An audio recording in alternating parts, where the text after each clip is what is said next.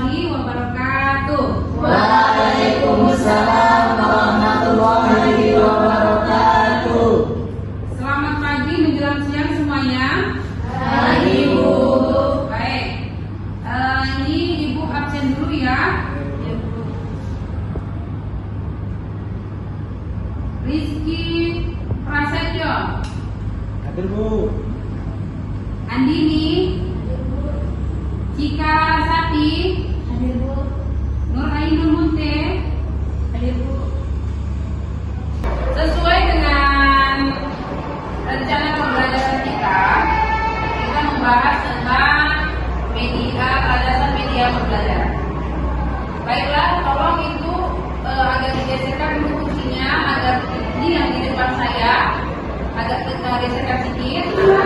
Tolong ya anak-anak semuanya dirapikan seluruh kursinya yang rapi. Ada yang belum datang? Ada yang satu orang itu ya? Ya. Baik. Sebelum kita memulai pembelajaran, apakah kita berdoa ya, Osman? Baiklah teman-teman sekalian, sebelum kita memulai pelajaran pada pagi hari ini, ada baiknya kita berdoa agar pembelajaran pada pagi hari ini adalah semestinya ilmu yang disampaikan bisa menjadi ilmu yang bermanfaat bagi kita semua. Itu adalah mati mula.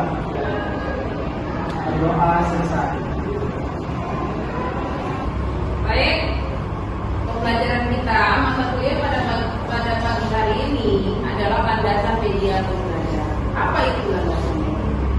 Tumpuan, ya kan? Landasan itu tumpuan yang bagaimana kita sebagai seorang guru harus memiliki tumpuan apa yang kita kuasai dalam memberikan apa informasi kepada peserta didik kita, ya kan?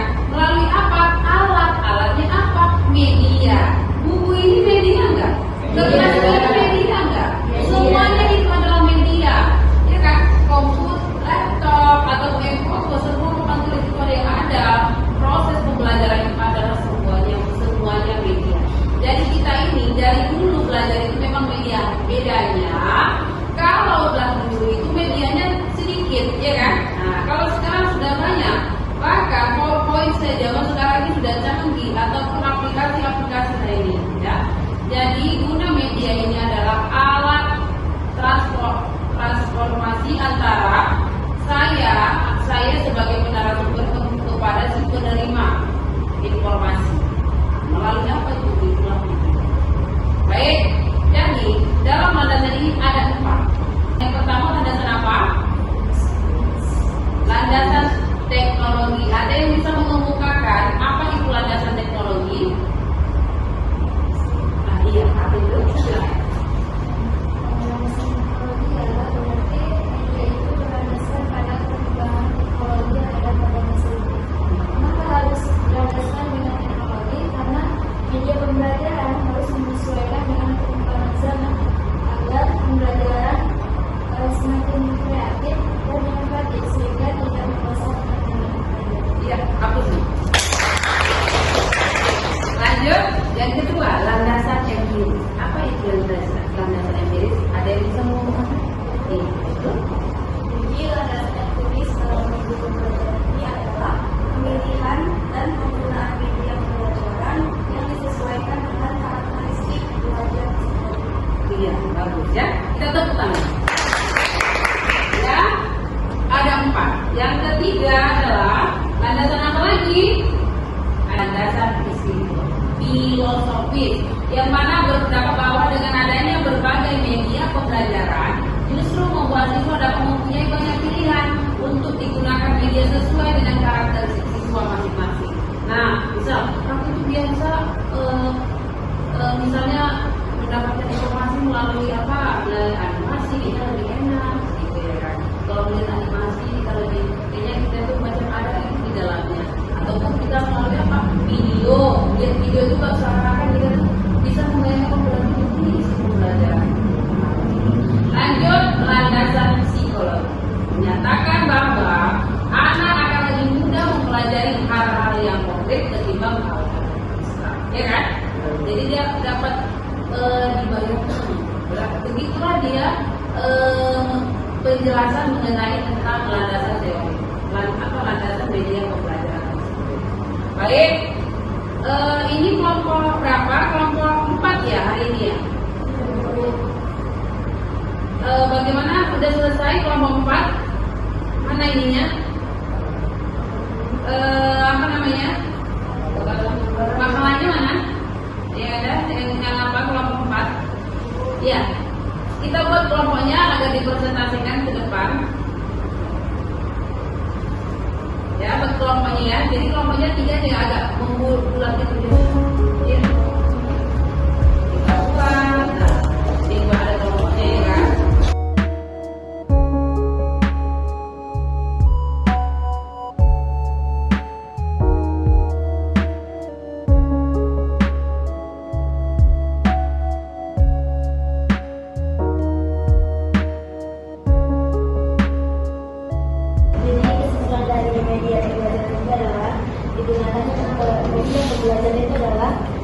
Digunakan dalam rangka komunikasi dan interaksi guru dan siswa dalam proses pembelajaran, dan juga media pembelajaran ini juga memiliki pengertian non-fisik, di mana yang dikenal sebagai software atau perangkat lunak, yaitu kandungan pesan yang terdapat dalam perangkat keras yang merupakan isi yang ingin disampaikan kepada siswa pada proses belajar, baik di dalam maupun di luar. Baiklah, sudah kita dengarkan hasil presentasi dari kelompok 4 dan sekianlah yang bisa disampaikan. Terima kasih. Assalamualaikum warahmatullahi wabarakatuh. Waalaikumsalam warahmatullahi wabarakatuh. Mantap. Baik, silakan kembali ke tempat duduknya masing-masing. Nah, itulah dia pembelajaran pertama dapat kita pelajari pagi hari ini, ya kan? Jadi yang mana setiap siswa, nah kita ini kan calon-calon jadi guru, ya kan? Kalau calon-calon jadi guru, memang harus memiliki banyak-banyak sumber media atau sebagai media pembelajaran, ya kan? Buku itu merupakan media enggak? Iya. Kertas merupakan media enggak? Iya. Coba kalau saya tanya kepada kalian lebih suka mana? Menulis sebanyak 3 halaman, lalu kita menulis di buku 2 halaman, lalu kita disuruh menghafal. Nah, daripada kamu bilang itu atau kamu disuruh buat masalah sederhana, kamu pilih mana? Salah sederhana. Itulah perkembangan zaman, ya kan? Kalau dulu saya SD contohnya, ya kan? Apa? Menulis saja disuruh guru saya, ya kan? Karena pada saat itu memang kita berpatokan hanya kepada buku. Udah bukunya cuma satu, bagi-bagi lagi sama temannya, ya kan? Satu meja kongsi 2. Nah, jadi itu ada fokus cuma satu buku. Kalau sekarang udah banyak media, ya kan? Jurnal, apalagi dia CBR, IGR, kita bisa ya melalui itu lebih banyak lagi, luas lagi pembelajaran kita di situ, ya kan? Apalagi dari PowerPoint, video, dan TikTok pun sudah ada pembelajaran, ya kan? Jadi itu pun semuanya baik, tetapi pada saat ini perkembangan zaman sudah sudah negaranya sudah mulai, hanya tinggal kita aja memilih, ya? Memilih yang mana gitu, memilih teori siapa kita, ya kan? Sudah gampang ya sekarang ini. Yang penting tujuannya adalah sampai kepada prosedur apa yang sekarang kita lakukan. Jadi bagaimana dia menciptakan latar kerukunan? Coba kamu jelaskan. Jadi kan itu di dalam sebuah sekolah ataupun pembelajaran, jadi kan kita sebagai pendidik, jadi sebagai pendidik kan kadang kita mengajar di misalnya sekolah umum, walaupun kita misalnya pendidikan agama Islam, kadang kita ada mendidik anak yang misalnya berbeda agama, jadi di sini kita mengaplikasikan tentang moderasi beragama. Jadi moderasi beragama ini adalah kerukunan ataupun tidak menjatuhkan satu sama lain. Contoh, kemarin saya ada melihat video di salah satu media pembelajaran di TikTok dengan gurunya ini adalah sedang mengajar, tapi ada satu peserta didik ini yang dia beragama Islam, satu beragama Nasrani. Jadi yang peserta didik yang beragama Islam ini sedang berpuasa.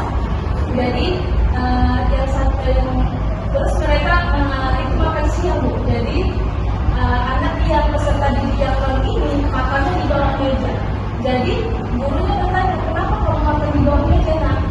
Terus dia anak peserta didik ini memberitahukan kepada ibunya bahwasanya ada tuh teman saya itu yang puasa, takutnya nanti dianya pingin gitu kan. Oh, jadi dari situ gurunya sudah berhasil mengaplikasikan tentang moderasi beragama, saling menghargai satu sama lain. Jadi kita sebagai pendidik itu bisa menyatukan, jadi tidak mengolok-olok satu sama lain. Jadi di dalam kelas itu pasti ada yang namanya perbedaan, tapi perbedaan ini dijadikan menjadi motivasi untuk anak peserta didik berkomunikasi lebih dalam lagi tanpa membawa-bawa agama. Iya. Terima kasih kepada baik, dengar. Maknanya itu adalah satunya bineka tunggal ika, ya kan? Jadi bersyukur kita ada media. Seperti teman kita katakan, dia melihat dari TikTok. TikTok itu adalah salah satu media. Jadi dengan adanya media, kita bisa membuka pikiran kita di dalamnya. Oke? Baiklah. Ada yang ingin bertanya? Ya? Izin bertanya, apakah tujuan dari media pembelajaran? Nah, bagus ya pertanyaannya. Tujuannya udah sama tahu lah ya. Kalau tak ada media, nggak bisa kita melakukan pembelajaran. Seandainya pemerintah men-stop media itu adalah bagaimana kita mau belajar, ya kan? Tidak ada papan tulis. Papan tulis media nggak? Media bagaimana? Hanya ngomong aja, nggak mungkin. Apalagi zaman sekarang ini, guru itu hanya dosen atau guru rata-rata hanya memfasilitasi, ya kan? Hanya melihat bagaimana. Anak SD itu pun begitu sekarang. Orang itu sudah terbiasa untuk mandiri, ya kan? Nah, bisa sekolah SD gitu kan? Mau sholat langsung bergas, langsung tentunya apa? Memperlihat aja. Sholat pun begitu. Betul, baca Al-Fatihah, buat suaranya. Padahal kadang sholat dulu tak boleh, ya kan? Tapi kan untuk pelajaran boleh. Ada guru hanya melihat. Begitu ya. Oke, baik. Terima kasih tadi kepada yang sudah memberi makalah. Saya akan memberikan penugasan kepada kalian, ya. Yang mana penugasannya saya buat seperti diskusi. Ada berapa kali ini? Kita bagi 4 ya. 30. Ada 3. Ini kamu buat di sini rangkuman dari prinsip dasar kamu rangkum secara berkelompok, dan sedangkan ini adalah tentang prinsip. Ini kamu tadi apa? Tentang apa tadi? Prinsip juga. Berarti ini tentang tujuan landasan media pembelajaran, dan juga yang terakhir tentang dampak negatif dan positif dari media, ya kan? Ada nggak dampak negatif dari media pembelajaran? Ada, ya. Itu kamu kerjakan dulu. Kamu rangkum, biarnya berbentuk tulisan aja sedikit, beberapa paragraf, lalu nanti kita sampaikan di minggu selanjutnya, ya. Oke, itu wajib kamu kerjakan ya. Baik, mengingat waktu juga sudah habis. Kita akhiri pembelajaran kita dengan mengucapkan hamdalah. Alhamdulillah. Jadi kepada semua mahasiswa-mahasiswi yang baik ini, saya harap kalian dapat menerima informasi yang saya berikan. Semoga bermanfaat untuk kalian semua dan diaplikasikan nanti ketika kalian seorang guru ataupun menjadi seorang narasumber yang bagaimana untuk mengamalkan media, mencampurkan media sebagai alat untuk menyampaikan pembelajaran. Terima kasih. Wassalamualaikum warahmatullahi wabarakatuh.